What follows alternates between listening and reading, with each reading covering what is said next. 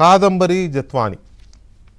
ఇది 2024లో తెలుగు రాష్ట్రాలను ఊపేసిన ఒక కేస్ అంటే ఆమె కాదు, ఆమె ఫేస్ చేసిన ఇష్యూ.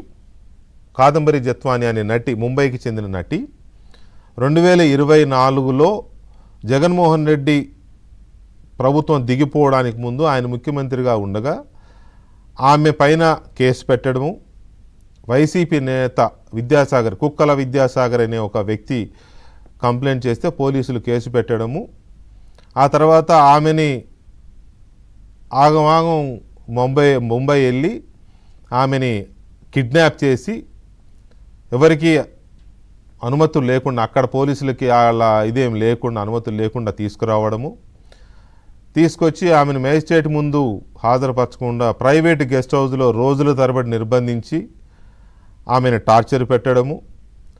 ఆమె చెప్పింది నా పైన సెక్సువల్ అబ్యూస్ కూడా జరిగింది, ఒక ఐపీఎస్ అధికారి రాత్రిపూట వచ్చి నన్ను ఇంట్రాగేషన్ పేరుతో వచ్చి నన్ను ఇబ్బంది పెట్టేవాడు అని ఆమె చెప్పిన సందర్భం.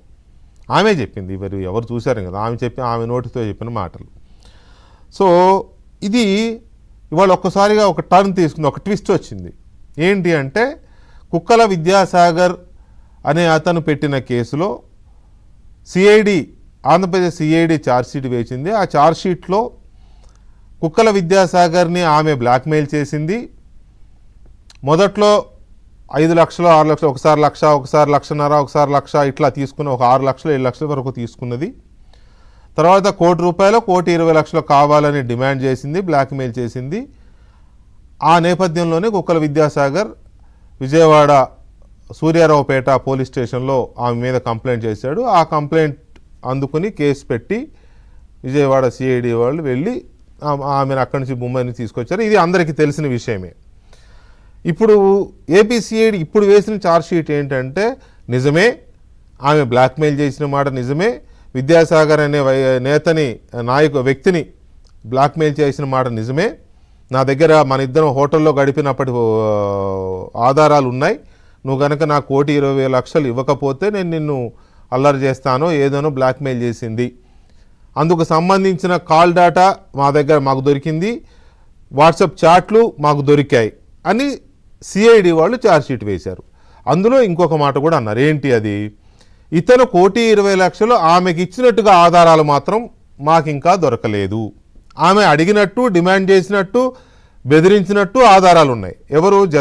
జత్వాని అనే ఒక నటి ఈ విద్యాసాగర్ అనే వ్యక్తిని బ్లాక్మెయిల్ చేసిందానండి, డిమాండ్ చేసిందానండి, భయపెట్టిందానండి, మొత్తానికైతే ఏదో చేసింది, డబ్బులు డిమాండ్ చేసింది. దట్ ఈస్ క్లియర్ ఇవాళ వేసిన ఛార్జ్షీట్ ప్రకారం, నో డౌట్.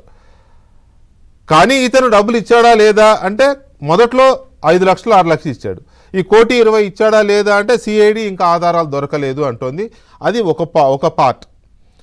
రెండవ పార్ట్, ఈ విద్యాసాగర్కి అసలు జత్వాని ఎలా తెలుసు అంటే జత్వాని ముంబైలో ఒక నటిగా ప్రయత్నిస్తోంది, 1-2 యాక్ట్ చేసింది కూడానేమో.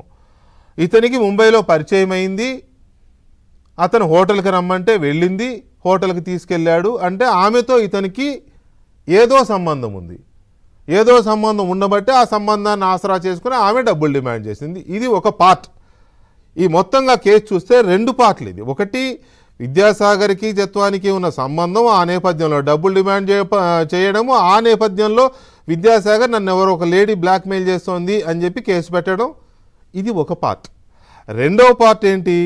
ఈ కంప్లైంట్ని ఆధారంగా చేసుకొని ఏపీ సిఐడి వాళ్ళు, ఏపీ పోలీసులు వెళ్ళి ఆమెను అక్కడి నుంచి ఆమెని, ఆమె తల్లిని, కుటుంబ సభ్యుల్ని ఎత్తుకొని రావడము, బై రోడ్ దాదాపు 24 అవర్స్ ట్రావెల్ చేసి తీసుకొని రావడము, తీసుకొచ్చి ఆమెను కొట్టడము, తిట్టడము, బెదిరించడం, టార్చర్ పెట్టడం, ప్రైవేట్ గెస్ట్ హౌస్లో ఉంచడము, ఆమె బాధితురాలిగా ఆనాడు ఆమె చెప్పిన కంప్లైంట్ ప్రకారం ఆమెను నైట్ ఒక ఐపీఎస్ అధికారి అప్పుడప్పుడు రాత్రులు వెళ్ళి ఇంట్రాగేట్ చేయాలంటూ వెళ్ళి ఆమెను అనేది అబ్యూజ్ చేశాడని చెప్పింది.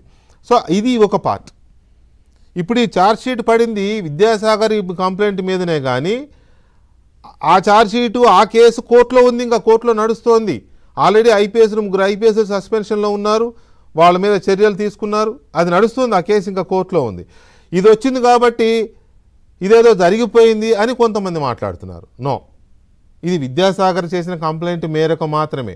మేబీ ఆమె బ్లాక్మెయిలరే కావచ్చు, ఆమె బ్లాక్మెయిల్ చేశాను కాబట్టే ఇతను కేసు పెట్టుండొచ్చు.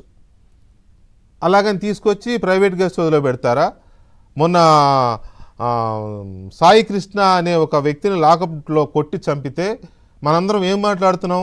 అతను రౌడీ షీటర్ అయి ఉండొచ్చు, అతని మీద కేసులు ఉండొచ్చు, రేప్ కేసులు ఉండొచ్చు, లేకపోతే దొంగతనం కేసులు, ఇంకే కేసులైనా ఉండొచ్చు. అంత మాత్రాన పోలీసులకి కొట్టి చంపే అధికారం ఎవడిచ్చాడు? పోలీసులు చట్టాన్ని ఎలా చేతుల్లో తీసుకుంటారని కదా ఆ సిఐని సస్పెండ్ చేసి వెంటనే జైలుకు పంపారు. ఇంకో ఇద్దరిని కానిస్టేబుల్ కూడా తీసుకుంటున్నారు కదా.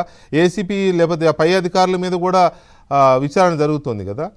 మరి ఒక లేడీ ఒక వ్యక్తిని బ్లాక్మెయిల్ చేసినంత మాత్రాన వీళ్ళు ఎలా తీసుకొస్తారు, ప్రైవేట్ గెస్ట్ హౌస్లో పెడతారు, ఆమెని నానా అబ్యూజ్ దీనికి గురి చేసి 40 రోజుల పాటు ఎలా ప్రైవేట్ గెస్ట్ హౌస్లో బంధించారు?